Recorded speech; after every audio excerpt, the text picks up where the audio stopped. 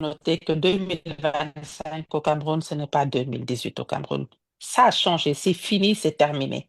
Le clan de Biya doit le comprendre, plier bagage et partir avant qu'il ne soit trop tard pour eux.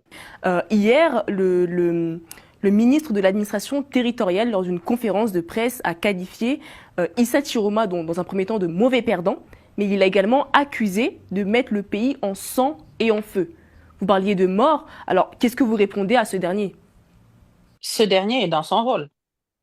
Aujourd'hui, face à toutes leurs exactions, c'est eux qui ont l'armée, c'est eux qui ont la police, c'est eux qui ont la gendarmerie, donc c'est eux qui détiennent les armes. Les Cette population qui manifeste pour réclamer sa victoire est main nue. Aujourd'hui, c'est ce même monsieur que vous venez de citer qui appartient à une caste, celle qui a pris le pays en otage, qui ose parler et menacer le président Chiroma. Mais je vous dis qu'il est dans son rôle parce qu'il sait exactement aujourd'hui ce qui l'attend. Parce que ce peuple-là que j'ai vu déterminé, debout, ne laissera pas sa victoire passer. Mais selon lui, D'autres images beaucoup plus choquantes du monsieur dont vous parlez, du président du Conseil constitutionnel, de l'épouse du président Biya, oser fêter, danser. Et moi, je dis honte. Honte à ces personnes qui chantent et dansent pendant que Rome brûle. justement, ce dernier, Paul Atanga Nji, il accuse justement Issa Chiroma d'être l'auteur de cette coulée de sang. Je vous ai dit qu'ils sont dans leur rôle. Parce qu'ils sont en train de défendre une victoire impossible. Mais madame, comment aujourd'hui le président Biya peut prétendre à une victoire électorale dans le Cameroun d'aujourd'hui? Ce Cameroun qu'ils ont pillé, ce Cameroun qu'ils ont abandonné. Monsieur Biya, vous le savez, ne vit pas dans ce pays depuis très longtemps. Monsieur Biya, vous le savez, n'anime pas la vie ni politique, ni administrative, ni sociale du Cameroun. Le Cameroun est un peuple abandonné depuis longtemps. C'est ce peuple-là, aujourd'hui debout, qui a décidé de reprendre son destin en main. Et c'est ce peuple-là, aujourd'hui, qu'on menace. Ce peuple-là a vu en la personne du président Chiroma, dans le programme du président Chiroma, dans l'offre du président Chiroma, ce peuple-là s'est reconnu et a choisi le président Chiroma comme son futur président. C'est cette victoire-là qu'ils ont pensé, comme à l'accoutumée, pouvoir dérober et continuer la façon qu'ils avaient de diriger le Cameroun. Mais ça, c'est terminé. C'est fini, ça. Et c'est ce que le peuple entend faire savoir. Et c'est ça la situation aujourd'hui du Cameroun. Alors, qu'on dise que M. Chiroma, qui est presque barricadé, est en train d'aiguiser la tension au niveau du Cameroun, c'est qu'ils n'ont rien compris. Cette élection dépasse la personne du président Chiroma. C'est le peuple camerounais qui est debout, qui exige le départ de cette caste dirigée par le président Biya, son épouse, monsieur le président du Conseil constitutionnel, monsieur Atangaji et tous les autres. Et je répète, quand j'ai vu les images, quand j'ai vu ces messieurs et dames sabrer le champagne, j'ai dit honte à ceux qui chantent et dansent pendant que Rome brûle, pendant que le Cameroun brûle. Alors, il ne nous reste plus beaucoup de temps, mais tout de même une question. En 2018, Maurice Kamto, qui était lui aussi donc candidat de l'opposition, revendiquait une victoire volée.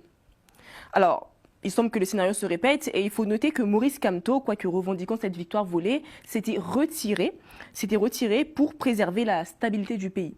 Alors à ce jour, comment savoir si Issa Chiroma ne sera pas lui aussi contraint de rebrousser chemin avec les tensions sociales qui ne cessent de s'accroître?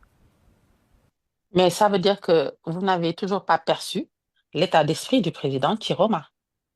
Et vous n'avez pas non plus entendu ce que je venais de vous dire. Cette élection a dépassé la personne du président Chiroma. C'est le peuple camerounais qui aspire au changement. C'est aujourd'hui ce qui ne s'était pas passé en 2018 ou avant 2018, avant le président Kamto ou avant M. Frundi, est en train de se passer actuellement. Certes, c'est M. Chiroma qui conduit un peu cette tendance victorieuse. C'est à M. Chiroma que le peuple a entendu confier cette volonté et cette victoire électorale. Mais attention, le peuple de 2018, là, ou le peuple d'avant 2018. Ce n'est plus le peuple de 2025. Et si vous ne l'avez pas remarqué, si la communauté internationale ne l'a pas remarqué, si le clan de Biya, cette caste qui prend en otage le peuple camerounais ne l'a pas remarqué, alors je pense que la situation est encore plus grave que je ne le constate. Donc vous ne reconnaîtrez jamais Paul Biya en tant que président. Bah, C'est ce que nous comprenons. Mais encore une question.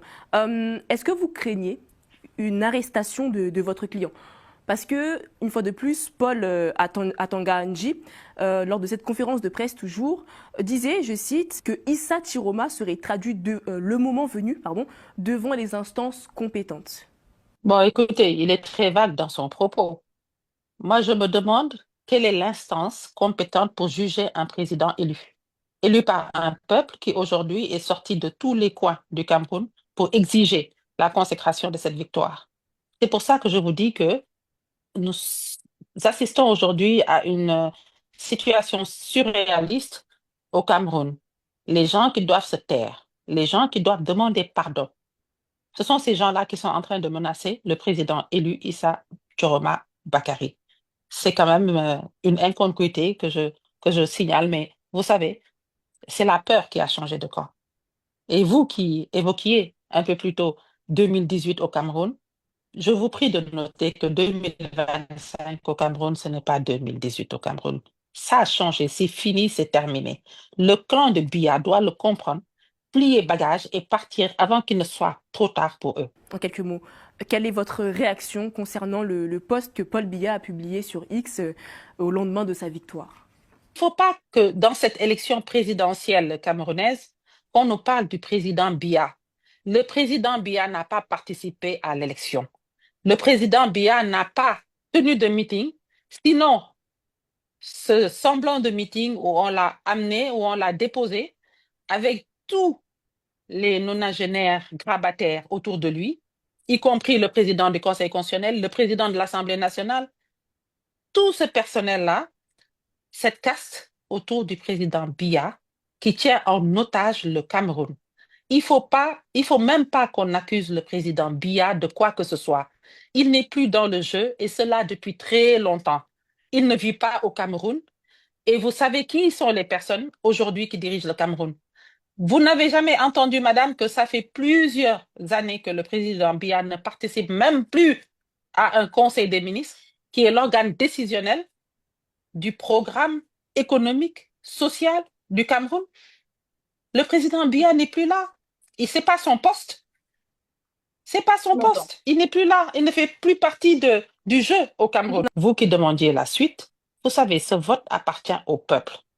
Et c'est ce peuple-là qui en sera le gendarme. Mais en termes d'actions concrètes, quelles seront vos actions concrètes à vous? Ce que nous pouvons faire en tant que conseil de M. Chiroma, c'est de rester dans la voie de la légalité. C'est-à-dire, quand on veut vous voler votre élection en plein jour, effectivement, aujourd'hui, il y a des actions et ces actions sont menées de manière vigoureuse. Les conseils sont là debout. Nous avons fait notre communication. Nous avons annoncé les sanctions qui ne manqueront pas de suivre par rapport à toutes ces exactions qui sont en train d'être commises aujourd'hui contre le peuple camerounais. Et vous les connaissez, hein, les sanctions. Son dossier est en train d'être compilé, il sera bientôt saisi.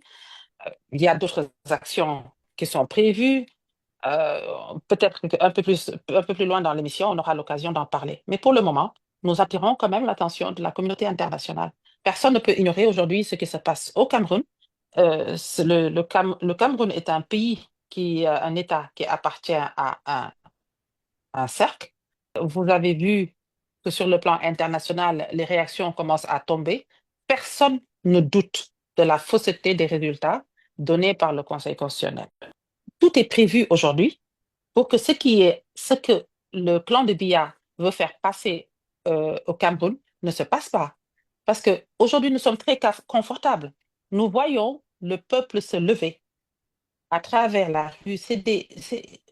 Les personnes qui sont en train de manifester aujourd'hui à travers les rues, partout, partout, partout, aujourd'hui, c'est le peuple camerounais qui est debout, les mains nues, en train de vouloir faire accepter sa volonté, cette volonté populaire.